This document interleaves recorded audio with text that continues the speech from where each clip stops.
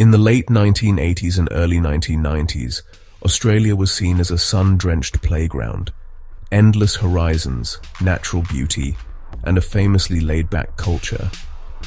The country's vastness seemed to promise adventure at every turn, and the spirit of the land was as open as its skies. There was a sense that anything was possible, and that the road ahead was always welcoming. For young travelers, it was the ultimate adventure: freedom, self-discovery, and a sense of safety. Backpackers from around the world flocked to Australia, drawn by stories of endless summer and the promise of unforgettable journeys. The open road was a place to make friends, share stories, and find yourself far from home. Hitchhiking was a rite of passage, a way to meet locals and embrace the spontaneity of the road. It was common to see travelers with their thumbs out, trusting that a friendly face would soon pull over. Each ride was a leap of faith, but also a chance for connection and adventure. The culture thrived on trust. Drivers offered lifts out of kindness, and travelers accepted, believing in the goodness of strangers. There was an unspoken code: help those on the road, and the road would help you in return. Dangers were thought to be sunburn or snake bites, not people. The risks seemed simple, almost charming in their predictability. Nature, not humanity, was the thing to watch out for. Picking up hitchhikers was seen as a gesture of mateship, making Australia a magnet for backpackers. Locals took pride in their hospitality, and travelers felt welcomed into a community that spanned the entire country. Looking back, this era seems impossibly innocent, a time before a dark shadow fell across the highways. The memories are tinged with nostalgia, recalling a world where trust was the rule, not the exception. That trust, once pure and widespread, was also a vulnerability. Few could imagine that the very openness that defined the outback would one day be exploited. The open road, once a symbol of freedom, was about to become the stage for crimes that would forever change the nation's sense of security. The innocence of the era would soon be shattered, leaving behind questions that still echo across the empty highways. The first disappearances were barely noticed, just ripples in a vast ocean, lost among the endless comings and goings of travelers. In a country as sprawling and wild as Australia, people vanished from time to time, and most assumed they'd simply moved on, chasing new adventures or seeking solitude. In 1989, James Gibson and Deborah Everest vanished while hitchhiking to a music festival. They were young, full of hope, and eager to experience the freedom of the open road. Their disappearance was a quiet mystery, a story that barely made the local news. Their absence didn't raise alarms. Travelers often changed plans or went off-grid, and it was easy to believe they'd simply lost touch. Friends and family waited for postcards or phone calls that never came. Over the next few years, more backpackers disappeared. Simone Schmidl, Gabor Neugebauer, and Anja Habschied, all along the same lonely stretch of highway. Each case seemed isolated, a tragic accident or a personal choice. Each case was treated as an isolated tragedy, not a pattern. Police filed reports, but with little evidence and no clear connections. The disappearances faded into the background noise of a restless nation. Police had little to go on. No bodies, no crime scenes, just a growing sense of unease. The vast wilderness swallowed clues, and the trail always seemed to go cold. The idea of a single predator wasn't even considered. The notion that someone could be hunting travelers along the highways seemed unthinkable. Families made desperate appeals, but the backpacker community was always in flux. New faces arrived as others left, and the missing were quickly replaced by new stories and new dreams. Whispers of missing travelers were dismissed as rumors, the kind of stories that drifted through hostels and bus stations, never taken seriously until it was too late. No one realized these disappearances were the start of a single, horrifying story. The pattern was invisible, hidden in plain sight. waiting for someone to connect the dots. The stage was set for a nightmare that would soon come to light, forever changing the way Australia saw its wild open spaces. The truth began to unravel in September 1992, when two runners stumbled upon a horrifying sight deep within Belanglo State Forest. Hidden beneath a tangle of leaves and branches, they found a decomposing body, its presence shattering the peace of the Australian bush. The forest, once a place of solitude and natural beauty, was suddenly transformed into a scene of dread and mystery. Police soon discovered a second body nearby. Both victims were missing British backpackers, Caroline Clark and Joanne Walters. The grim discovery sent shockwaves through the local community and beyond, as families and friends waited anxiously for answers. Their deaths were brutal, marked by unimaginable violence.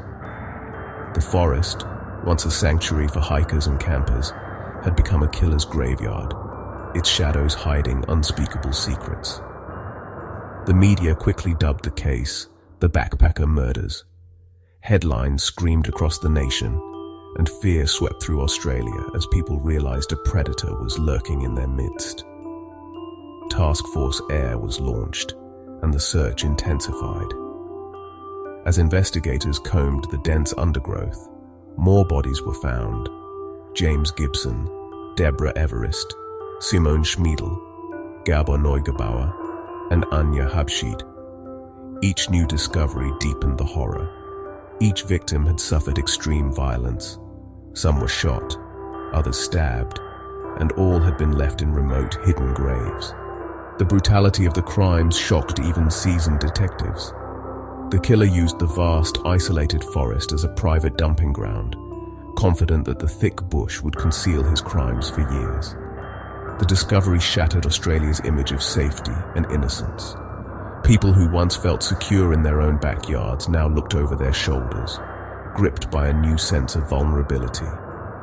Belanglo, once a place for family picnics and weekend adventures, became synonymous with terror and tragedy. The forest's reputation was forever changed. Police faced a methodical, confident serial killer, someone who knew the land intimately and was unafraid to strike again. The investigation became a race against time.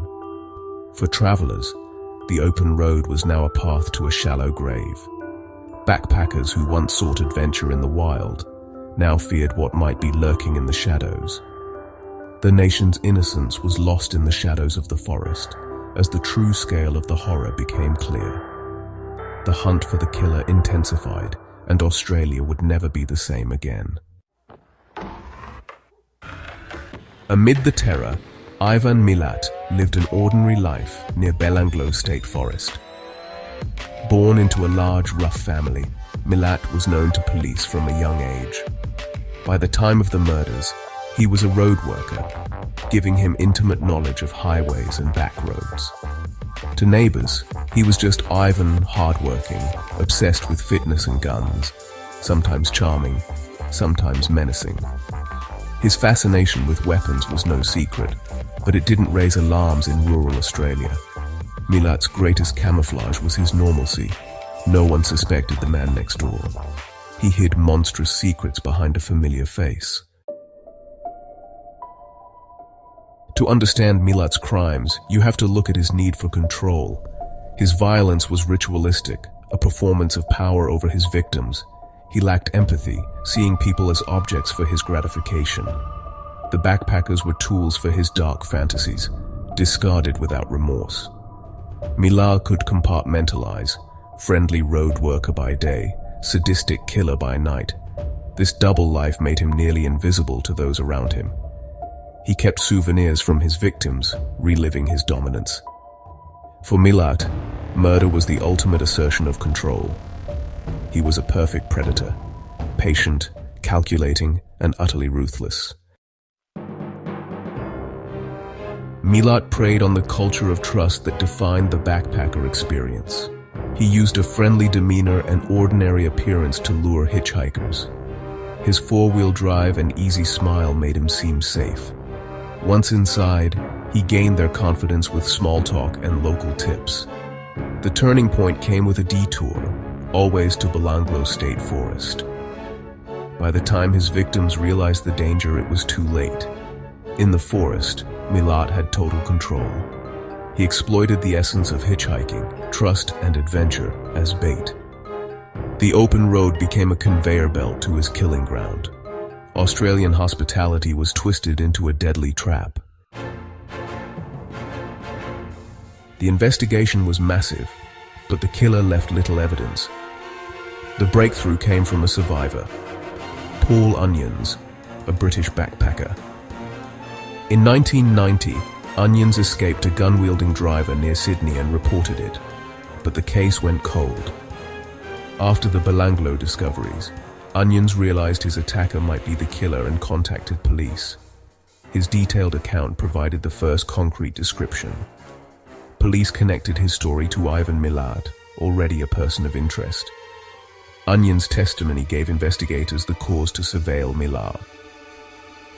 In May 1994, police raided Milat's home, finding victims' belongings and weapons. The evidence directly linked Milat to the murders. The net had finally closed. Ivan Milat's trial began in March 1996, captivating the nation. The prosecution presented overwhelming evidence, victims' belongings found in Milat's home. Paul Onions, the sole survivor, identified Milat in court, providing a living voice among the silent evidence. Milat remained defiant, showing no emotion and blaming his family. His defense tried to create doubt, but the evidence was too strong. On July 27, 1996, Milat was found guilty of 7 murders and the kidnapping of Onions. He received 7 life sentences with no parole. Justice was served, but the brutality of his crimes left a deep scar. The nation would never be the same. Milat's conviction closed the legal chapter, but the psychological impact lingered. The case shattered Australia's image of safety and innocence. Hitchhiking, once a gesture of trust, became a symbol of risk. Suspicion replaced easygoing trust. Backpackers and locals grew wary.